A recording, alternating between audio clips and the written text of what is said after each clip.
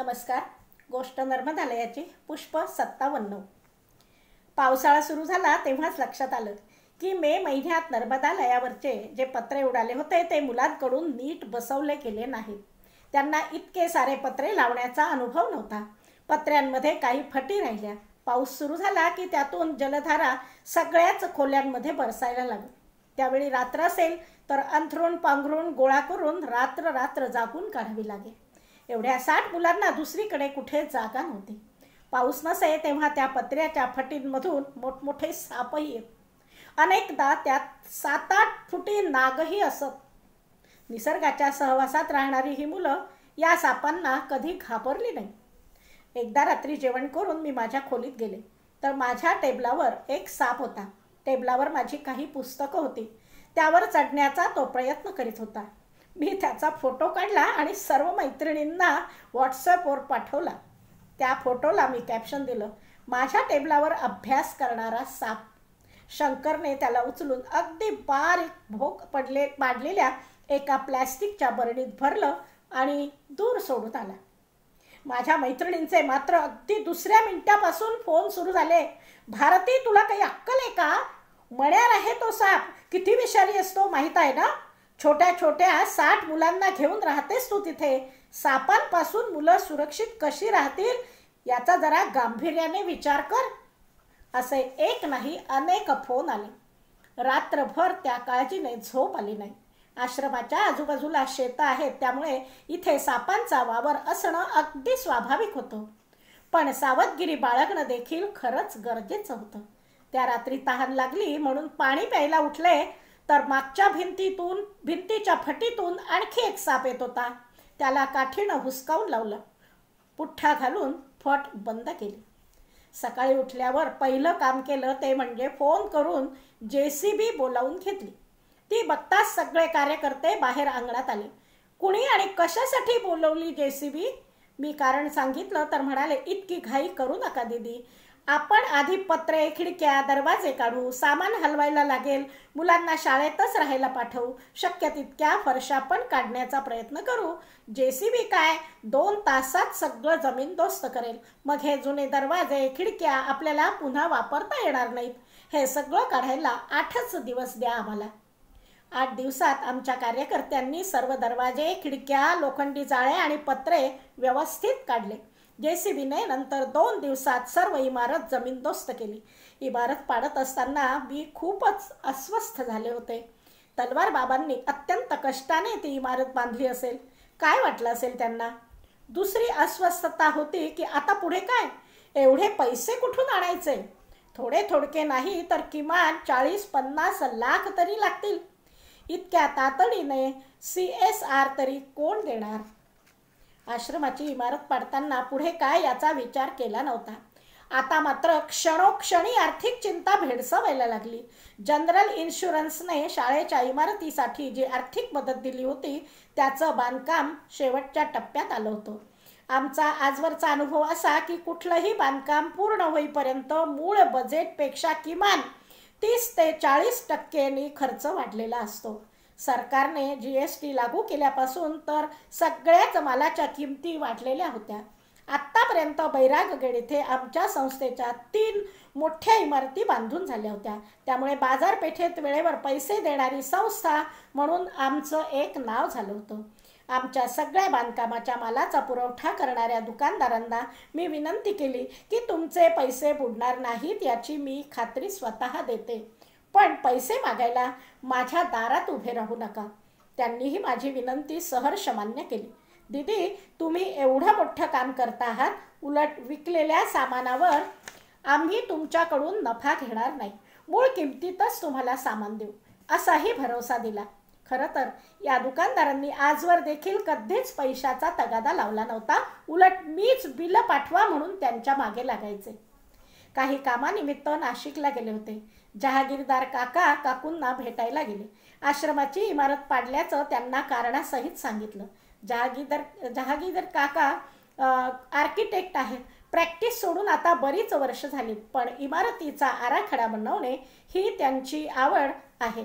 काकांनी 2 दिवसातच इमारतीचा आराखडा तयार करून दिला. ते म्हणाले, मी एकदा स्वतः तिथे येऊन ती जागा बघतो, मगच आपण काम सुरू करू. 80 वर्षाचे जहागीरदार काका आणि 75 वर्षांच्या काकू असे दोघंही नाशिकहून खास या कामासाठी नर्मदालयात आले. भारती, या बांधकाम खर्चाची काय व्यवस्था केली आहेस? आपण पाया खोदण्यापासून पुन्हा सर्व काम नव्याने करणार आहोत, काकांनी काळजीने विचारलं. मी आकाशाकडे हात दाखवत म्हणाले, सगळंच काम राम भरोसे आहे काका. पण ते वाक्य बोलताना बहुधा माझे डोळे भरून आले असावेत.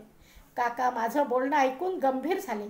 थोडा वेळ काही बोललेच नाहीत. मग म्हणाले, भारती, तुझ्या कपाळावरची काळजीची एक तरी रेष मला मिटवता आली तर बघतो. इमारतीसाठी पहिली 5 लाखांची देणगी जहागीरदार काकांनी दिली. ही इमारत बांधताना अनेक मदतीचे हात आपणहून पुढे आले. पुण्याच्या रानडे आजी, नाशिकच्या मैत्रिणी, नावं तरी कुणाकुणाची घ्यायची. 3 महिन्यात तळमजला तयार झाला. दिग्विजय म्हणाला, दीदी, आपण हिंमत केलीच आहे ना, तर वरचा मजलाही बांधून टाकू. वरती फक्त एक मोठा हॉल बांधू. आपल्याकडे अनेक पाहुणे येत असतात. तळमजल्यावर मुलांच्या राहण्याची सोय केली तर मुलांना आणि पाहुण्यांनाही निवांतपणा मिळणार नाही. शिवाय तळमजला उन्हाळ्यात थोडा थंड पण राहील. सगळ्यांशी विचारविनिमय केल्यावर वरचा मजला बांधायचं ठरलं. 60 विद्यार्थ्यांची सोय होईल एवढा मोठा हॉल बांधायचा, तर संडास बाथरूम्स पण जास्त हवेत. पुन्हा आर्थिक नियोजन. कधी संपणार हे सारं? तळमजला तयार झाला होता. त्याचं नुसतंच औपचारिक उद्घाटन करण्याऐवजी रामकृष्ण मठाच्या काही स्वामीजींना व्याख्यानासाठी आमंत्रित करून 3 दिवसांचं एखादं आध्यात्मिक शिबिरच घेतलं तर रामकृष्ण मठाचे काही भक्तसुद्धा त्या कार्यक्रमाला येऊ शकतील. रामकृष्ण मठाच्या माजी माननीय सुनील महाराज यांच्याशी या संदर्भात चर्चा केली.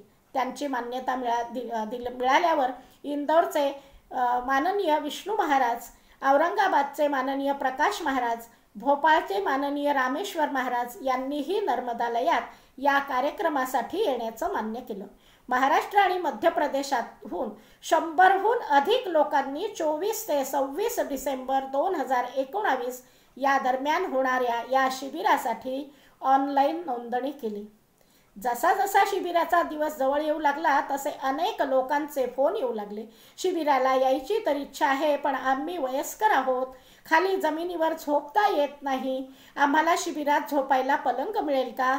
पलंगाची व्यवस्था असेल तरच आम्ही शिबिराला येऊ शकतो. इतके पलंग कुठून आणायचे एवढ्या छोट्या गावातून? टेंट हाऊसवाल्याकडे फक्त गाद्याच असतात. एवढे पलंग विकत घ्यायचे तर आर्थिक व्यवस्था नव्हती. शिबिरच रद्द केलं तर? हा विचार मी कार्यकर्त्यांपुढे, म्हणजे त्यावेळी दिग्विजय सोडून सगळ्यांची वय 21च्या आत होती, आणि 9वी-10वीच्या विद्यार्थ्यांपुढे आमच्या संध्याकाळच्या दैनंदिन मीटिंगमध्ये हा विषय मी मांडला. शंकर म्हणाला, फक्त पलंगासाठी शिबिरच रद्द करायची आवश्यकता नाही. आपण जुना आश्रम JCBने पाडला तेव्हा छताच्या पत्र्याखालचे पाईप्स पण काढले, ते तसेच पडू आहेत. आपण त्यापासून पलंग बनवू शकतो. आपल्याकडे पलंगांची कायमची व्यवस्था होईल. फक्त 3x6च्या आकाराचे प्लायवूड आणावं लागेल. जितके पलंग बनतील त्यासाठी. दुसऱ्याच दिवशी कामाला सुरुवात झाली आणि अक्षरशः 3 दिवसात मुलांनी 30 पलंगांचं फॅब्रिकेशन केलं. त्याचं फिनिशिंग असं की जणू बाजारातूनच विकत आणलेत. सखी म्हणाली, हे खरं जीवन शिक्षण. आध्यात्मिक शिबिर अत्यंत उत्साहात पार पडले. रामकृष्ण मठाचे स्वामीजी 3 दिवस कार्यक्रमात उपस्थित असल्याने कार्यक्रम एका वेगळ्याच पातळीवर गेला. आश्रमाच्या नवीन वास्तूची आम्ही वेगळी अशी वास्तुपूजा केली नव्हती. इतकी सारी संत मंडळी येऊन गेली. 100पेक्षा अधिक लोकांनी केलेली प्रार्थना, जप, साधना हीच खऱ्या अर्थाने वास्तुशांत. ही सगळी मंडळी आपापल्या गावी निघून गेल्यावर सहजच 25 मे 2019ची आठवण आली. वादळाने आमच्या आश्रमावरचे पत्रे उडाले. मागची भिंत पडायला आली. ते वादळ इतकं भयंकर होतं की धुळीमुळे बराच वेळ काही दिसतच नव्हतं. ती जुनी इमारत पाडून नव्याने बांधायचा सल्ला अनेक जण देत होते. पैशाची काही सोय नव्हती, पण वसतिगृहातील मुलांच्या जीवाला काही धोका होऊ नये म्हणून हिंमत केली आणि आज नवी वास्तू डौलात उभी आहे. वादळाची ती आठवण होऊन डोळे भरून आले.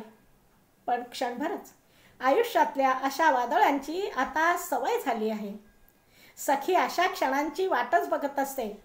म्हणाली, not all storms come to disrupt your life.